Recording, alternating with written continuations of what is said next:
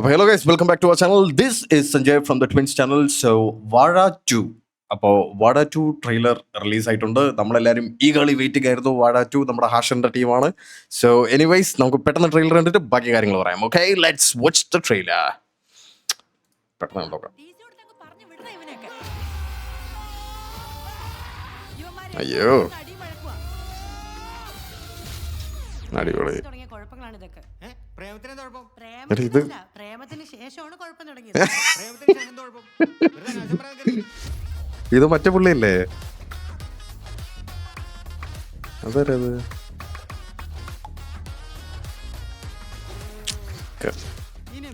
കണ്ട correct school പിള്ളേരെ പോലെ തന്നെ ഉണ്ട് അല്ലേ? ഒരു വ്യത്യാസമില്ല. 90s കിഡ്സിന്റെ ഒരു പ്രത്യേകത അതാണ്.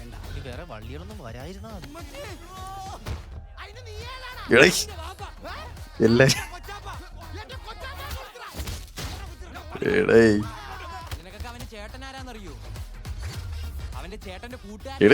താരക്കടാ മൊത്തം കുഴപ്പാണല്ലോടാ.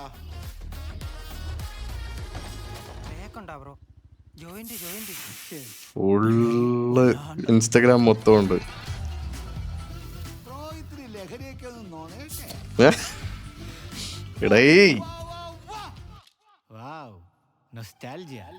അടിപൊളി.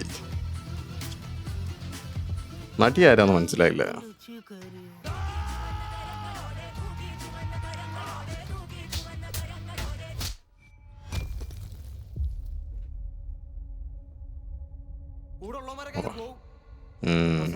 പുറത്തിറങ്ങാനും കലങ്ങിയിരിക്കാനൊക്കെ ആരും കാണത്തില്ല.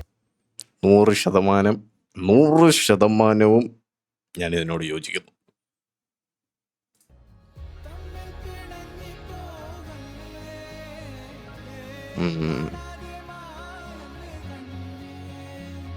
ഫെയർവെൽ ആയിരിക്കും.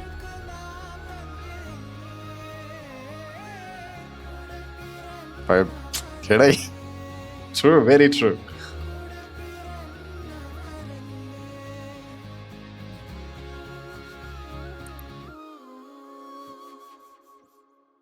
So, guys, I think this is gonna be fun. ഇത് അടിപൊളിയായിരിക്കും. കാരണം എന്താണെന്ന് വെച്ചാൽ നമുക്കൊരു ഗട്ട് ഫീലിംഗ് ഉണ്ടാവുമല്ലോ. നമ്മളൊരു ട്രെയിലർ കാണുമ്പോഴോ ടീസർ കാണുമ്പോഴോ നമുക്ക് എന്തായിരുന്നാലും നമുക്കൊരു ഉള്ളിൽ നിന്ന് നമുക്കൊരു ഫീലിംഗ് ഉണ്ടാവും. Like this is going to be lit. ഇതിനകത്ത് biopic of billions of bros എന്നാണ് എഴുതിയിരിക്കുന്നത്. മില്യൻസ് ഓഫ് ബില്യൻസ് എന്ന് എഴുതിയിരിക്കുന്നത്. So it is true. അതിനകത്ത് പറഞ്ഞൊരു കാര്യം വളരെ ശരിയാണ്. എല്ലാവരും സ്കൂൾ ടൈമിലും കോളേജ് ടൈമിലൊക്കെ കൂടെ നിൽക്കുക ഒരുപാട് പേരുണ്ടാവും. അവസാനം കാര്യത്തോടെ എടുക്കുമ്പോഴത്തേക്കും നമ്മൾ ഒറ്റയ്ക്ക് ഉണ്ടാവുള്ളൂ. അത് വളരെയധികം ശരിയായിട്ടുള്ള ഒരു കാര്യമാണ്. കാലാതീതമായിട്ട് നടക്കുന്ന ഒരു കാര്യമാണ്. എല്ലാ കാലത്തും പണ്ട് എൻ്റെ അച്ഛനൊക്കെ ഇതുപോലെ പറയുമായിരുന്നു, ഇങ്ങനെ ആയിരിക്കുമെന്ന്. കറക്റ്റ് എനിക്കിപ്പോഴും അത് തന്നെയാണ്. നാളെ എൻ്റെ മക്കളുടെ അടുത്ത് ഞാൻ ഇത് തന്നെ ആയിരിക്കും പറയാൻ പോകുന്നത്. സോ ഇത് എനിക്ക് തോന്നുന്നു it's going to be fun. കാരണം ഇതിനകത്ത് കാസ്റ്റ് ചെയ്തിരിക്കുന്ന ആൾക്കാരെല്ലാം ആണെങ്കിലും ഒരു എനർജി ഉണ്ട് അവർക്ക്. എന്ന് വെച്ചാൽ അവർക്കൊരു പ്രത്യേക ഒരു വൈബും എനർജി ഉള്ള ഒരു ടീമാണ് ഇവരൊക്കെ. അറിയാമല്ലോ, ആ ഒരു ഫുൾ ഇൻസ്റ്റഗ്രാമിലെ മൊത്തം ആൾക്കാർ ഇതിനകത്തുണ്ടെങ്കിലും എല്ലാവരും ഇങ്ങനൊരു ഫൺ സെറ്റപ്പിലുള്ള മൂവിക്ക് പറ്റിയ ഇതാണ്. ആൻഡ് ഇതിനകത്ത് കുറച്ച് സെന്റിമെന്റ് സീനൊക്കെ കാണിച്ചിട്ടുണ്ടെങ്കിലും ക്രിഞ്ചൊന്നുമല്ല, എല്ലാവർക്കും അഭിനയിക്കാൻ അറിയാവുന്നതാണ്. നമുക്കറിയാമല്ലോ, ലൈക്ക് അവർ സെന്റിമെന്റ് സീനൊന്നും അധികം ചെയ്തിട്ടില്ല എങ്കിൽ പോലും ലൈക്ക് ഇതിനകത്ത് കാണുമ്പോഴത്തേക്കും നമുക്ക് അങ്ങനെ ക്രിഞ്ചൊന്നും അടിക്കുന്നില്ല. Like it's really good. നല്ലൊരു രീതിയിൽ തന്നെയാണ് അവർ ഇത് ചെയ്തേക്കുന്നത്. പിന്നെ നമ്മുടെ അജു വർഗീസ് ഉണ്ട്. പിന്നെ ആ പുള്ളിയുടെ പേര് ഞാൻ പറഞ്ഞു കേട്ടോ. ഈ പ്രേമത്തിന്റെ ഡയറക്ടറിന്റെ പേരെന്തായിരുന്നു? ഈ പുള്ളിയുടെ പേര് ഞാൻ പറഞ്ഞു. പുള്ളിയുണ്ട്. സോ ഐ തിങ്ക് ദാറ്റ് ഒരു പവർ പാക്ട് സാധനമായിരിക്കും. പിന്നെ ഒരു സോഷ്യൽ മെസ്സേജ് കാര്യങ്ങളൊക്കെ ഉണ്ടാവും. പിന്നെ നമുക്കൊരു നൊസ്റ്റാൾജിയ ആണല്ലോ പഴയ സ്കൂൾ കാലഘട്ടത്തിലെ ആ ഒരു ഇതിലോട്ടൊക്കെ പോകാനും അങ്ങനെയുള്ള മൂവീസ് ഇപ്പോൾ കുറവാണ്.